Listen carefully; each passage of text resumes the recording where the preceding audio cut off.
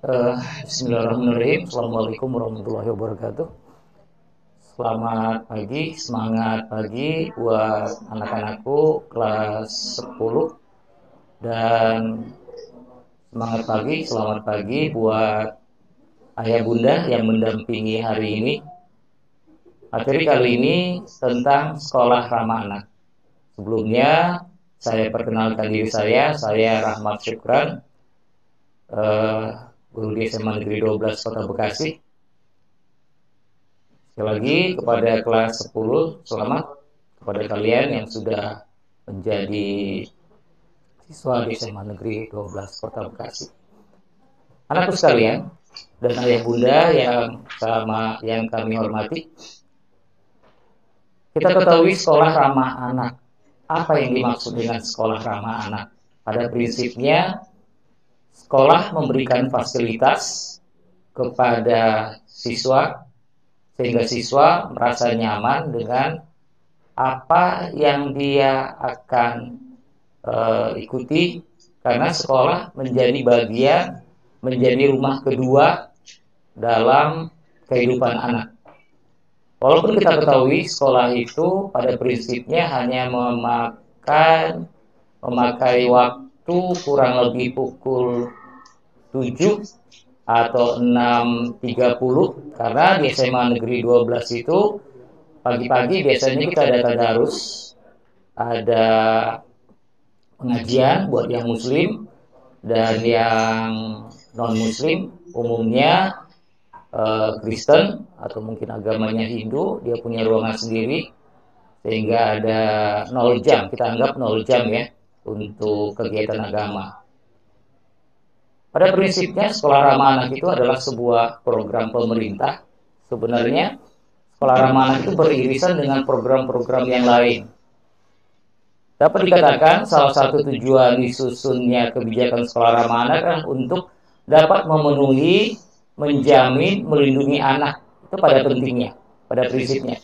Salah satu tujuannya disusunnya kebijakan sekolah ramah anak adalah untuk dapat memenuhi, menjamin, melindungi hak anak, serta memastikan bahwa satuan pendidikan mampu mengembangkan minat, bakat, kemampuan anak, serta mempersiapkan anak untuk bertanggung jawab kepada kehidupan yang toleran, saling menghormati, kerjasama untuk memajukan semangat perdamaian. Sekolah ramah anak itu sebenarnya juga beririsan dengan program-program pemerintah yang sudah kita lakukan, di antaranya adalah sekolah adiwiyata, bekerjasama ataupun dari Kementerian Lingkungan Hidup bekerjasama dengan Kementerian Pendidikan. Kemudian sekolah aman bencana, sekolah hebat, sekolah bersih sehat.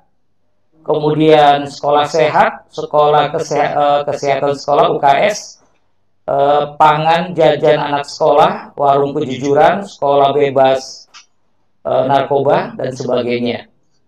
Kemudian di program Jawa Barat ada namanya Ngebakso. Ngebakso itu suatu program berangkat bersama ke sekolah melalui jalur yang aman, baik berangkat maupun pulang. Jadi ngebakso itu ngabring ke sekolah, seperti itu. Itu pun program-program dari lokal Jawa Barat seperti itu. Kemudian kita ketahui landasan hukumnya banyak sekali tentang sekolah ramah anak ini, mulai dari Undang-Undang Nomor 4 tahun 1979 tentang kesejahteraan anak. Kemudian Undang-Undang Nomor 28 tahun 2002 tentang bangunan sekolah, sampai kepada peraturan pemerintah tentang pengelolaan dan penyelenggaraan pendidikan. Kita ketahui bahwa maksud dan tujuannya adalah penyelenggaraan sekolah ramah anak memberikan pemahaman kepada semua warga sekolah tentang pembentukan dan pengembangan sekolah ramah anak. Sebagai acuan langkah-langkah dan pengembangan sekolah ramah anak, kemudian sasarannya adalah kepentingan baik pusat maupun daerah, penyelenggaraan institusi pendidikan, sekolah yang terdiri dari pendidik dan tenaga kependidikan. Yang diharapkan dari hasil dari sekolah ramah anak adalah terwujudnya sekolah yang aman, menyelenggarakan bagi peserta didik karena bebas dari kekerasan antar peserta, ya, antar peserta maupun kekerasan dilakukan oleh tenaga pendidik dan tenaga kependidikan. Ada kalanya ketika kita berbicara kepada siswa, kepada teman dengan teman, kita suka memberi gelar, walaupun sebenarnya tidak pantas.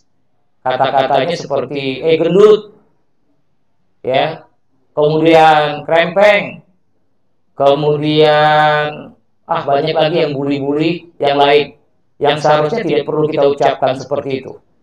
Ya makanya selalu memberikan kata-kata yang manis, kata-kata bersemangat.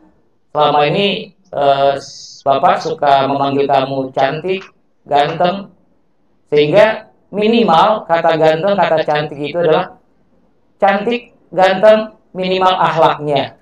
Insya Allah semua akan mengikutinya.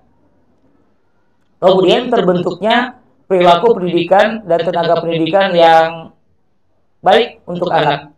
Kemudian meningkatkan partisipasi peserta didik dalam proses pembelajaran dan pengambil keputusan sekolah.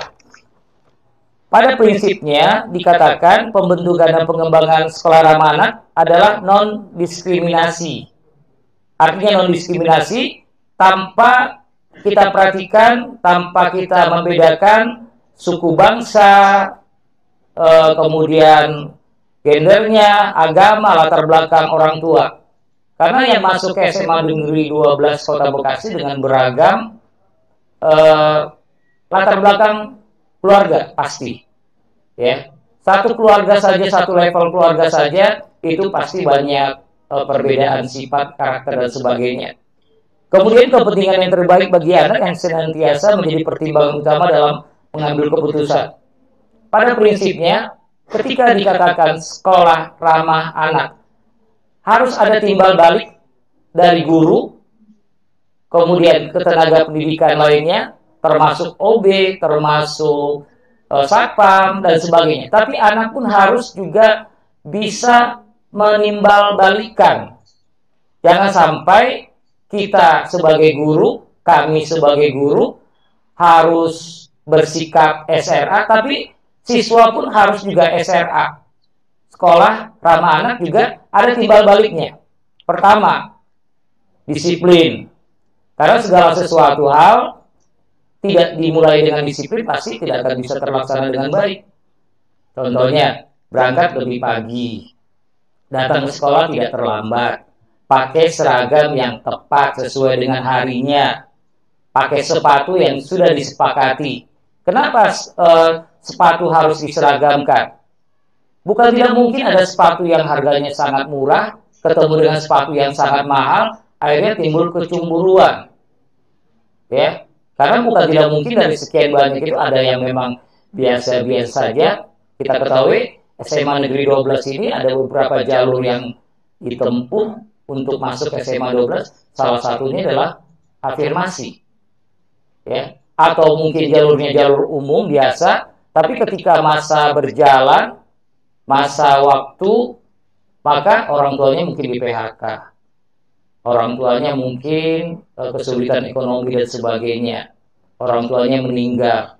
Maka dapat dikatakan kepentingan yang terbaik pakai seragam, ya. Kita harus pakai seragam sehingga ada sama rata, sama rasa seperti itu. Ya, walaupun mungkin mereknya bisa beda, tapi warnanya bisa samakan seperti itu. Kemudian hidup berkelangsungan dan perkembangan, yaitu menciptakan lingkungan yang menghormati martabat anak dan menjamin pengembangan setiap peserta didik, menghormati atau penghormatan terhadap pandangan anak yang mencakup penghormatan atas hak-hak anak untuk mengekspresi pandangan hal-hal yang berpengaruh di lingkungan sekolah, kemudian pengelolaan yang baik dan sebagainya.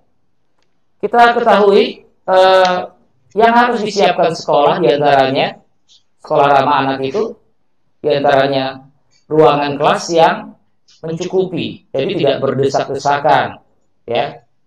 Satu kelas sekarang ini rata-rata hanya 36 siswa. Kemudian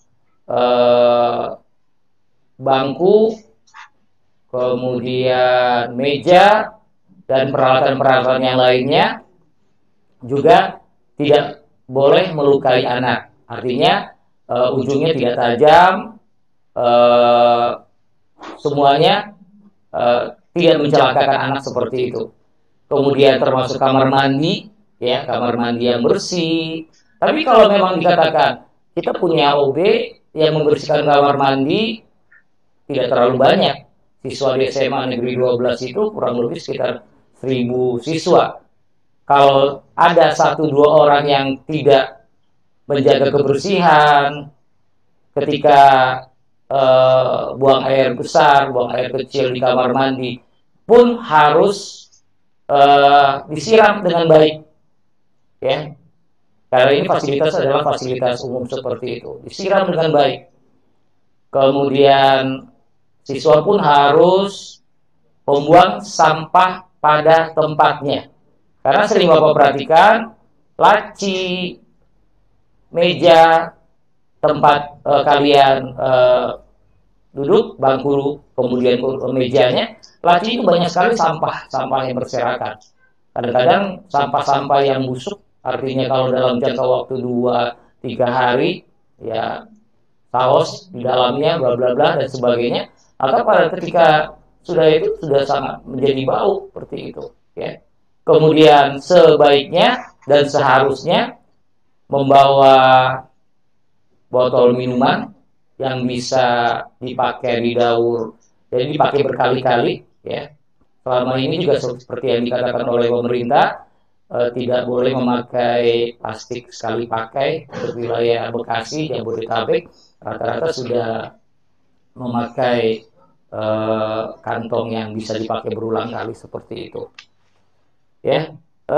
Itu hak-hak dari anak, semuanya kita lakukan, kita siapkan. Jangan sampai dari guru pun harus ada istilahnya saling tidak ada kekerasan, artinya tidak, mohon maaf, tidak ada kekerasan, baik kekerasan fisik, ya. Kalau selama ini kita ada kasus seperti itu, berarti sudah bentuk pelanggaran, ya. Kalau kalian bela seperti itu, berarti adalah bentuk pelanggaran yang tidak boleh dilakukan, ya. Termasuk membuli, ya, mungkin apa ya istilahnya, ya kecil lah, ya, dengan kata memberi nama, memberi gelar yang tidak seharusnya seperti itu. Itu diantaranya prinsip-prinsip dari sekolah ramah anak, ya. Prinsip-prinsip seperti itu tetap kita lakukan, kita jalani dengan baik, sehingga apapun yang kita lakukan semuanya bertujuan baik, ya. Sekali lagi saya katakan, saya ingatkan kepada anak-anakku sekalian bahwa penerapan dalam sekolah ramah anak itu pertama, sekolah adalah rumah kedua. Sekolah adalah rumah kedua, inti dari materi kali ini. Kemudian anak menjadi subjek, bukan objek. Anak menjadi subjek, pelaku, ya. Kemudian menghargai, memenuhi, melindungi hak anak.